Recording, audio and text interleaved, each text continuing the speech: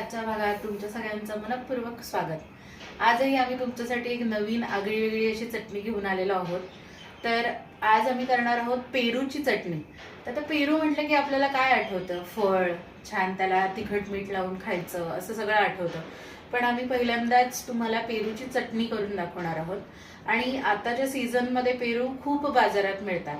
मग ते फळ म्हणून आपण खातोसच प्रत्येक वेळेला असं नाही, मग बऱ्याचदा ते उरून बसतात. मग त्याचं काय करायचं? तर पेरूची चटणी एकदम साधी सरळ सोपी आहे करायला. इन्ग्रेडियंट्स पण अगदी खूप साधे आहेत करायला. त्यामुळे तुम्ही झटपट अशी चटणी करू शकता. एखाद्या दिवशी जर तुमच्याकडे भाजी नसेल किंवा भाजी बरोबर पण चटणी छान लागते कधीतरी वेगळी खायला, तर ही चटणी नक्की ट्राय करून बघा. आंबट गोड अशी ही छान चटणी लागते. सो साहित्य बघूया. सगळ्यात पहिले आपल्याला लागणार आहेत पेरूचे तुकडे. आता आम्ही हे असे कापलेत, तुम्ही छोटे छोटे पण करू शकता. त्याच्यानंतर पहिलं इन्ग्रेडियंट म्हणजे जिरं मोहरी. तुम्ही दोन्ही पण घालू शकता, नाहीतर नुसतं जिरं घातलं तरी चालेल. हळद, लाल तिखट, मीठ, हिंग, तेल आणि कढीपत्ता. एवढ्याशा साध्या इन्ग्रेडियंट्समध्ये ही चटणी होते. आता वळूया आपण कृतीकडे. तर आम्ही हे लहान प्रमाणात करत आहोत म्हणून आम्ही छोटी कढई घेतली. आणि सगळ्यात महत्वाची टीप अशी द्यायची आहे की पेरू हे शक्यतो पिकलेले असू देत, त्याच्याने जी आपली चटणी आहे ती खूप छान होते. एनहान्स होतो तो फ्लेवर जर पिकलेला पेरू असेल तर. आणि जर कच्चा पेरू असेल तर मग ते त्याला शिजायला एक तर वेळ लागतो, आणि मग ते शिजल्यावरती पण त्याचा जो एक छान फ्लेवर जो असतो पिकल्यानंतरचा तो त्याला येत नाही. आणि तुम्ही ह्याला गुलाबी पेरू पण वापरू शकता आणि पांढरा पेरू पण वापरू शकता. तर आम्ही आता इथे पांढरा पेरू घेतलाय. सगळ्यात पहिले टाकूया आपण तेल.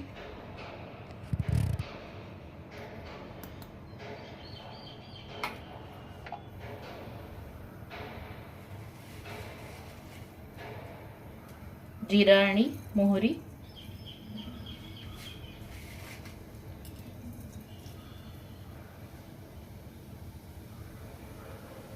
आणि अजून एक गोष्ट की जर तुम्हाला असं वाटलं की थोडा कच्चट आहे आणि थोडा पिकलेला असा आहे, म्हणजे दोन्ही मिक्स आहेत, तर तुम्ही मिक्स पण करू शकता.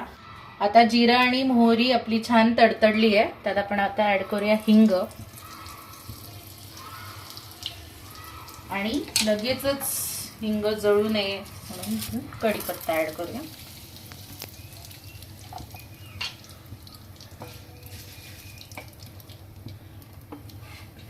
तिखट टाकते आणि अगदी नावाला थोडीशी हळद.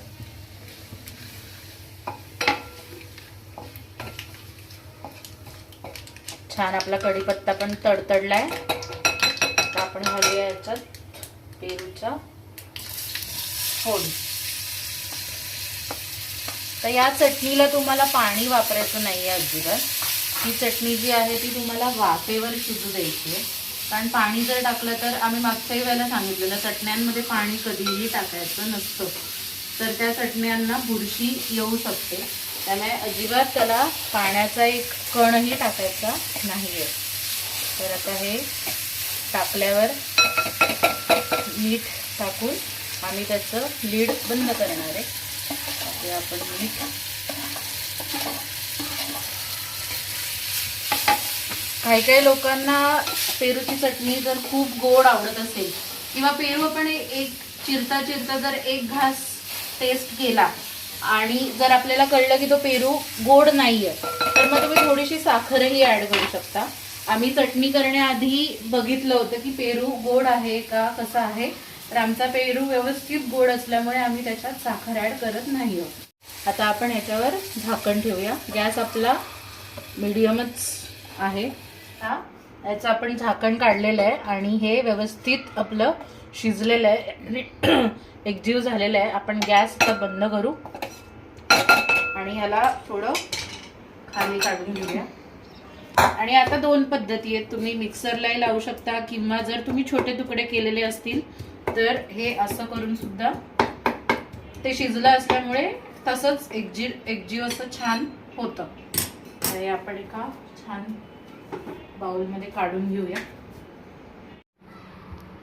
सो अशा प्रकारे तयार झाला आहे आपली पेरूची चटणी आणि खूप अगदी सहज साध्या इन्ग्रेडियंट्समधनं तुम्ही ही बनवू शकता. तर नक्की करून पहा. आमच्या चॅनलला सबस्क्राईब करा. आम्ही पुढचा एपिसोड घेऊन लवकरच येऊ तुमच्यासमोर. तोपर्यंत खात राहा, आनंदी राहा.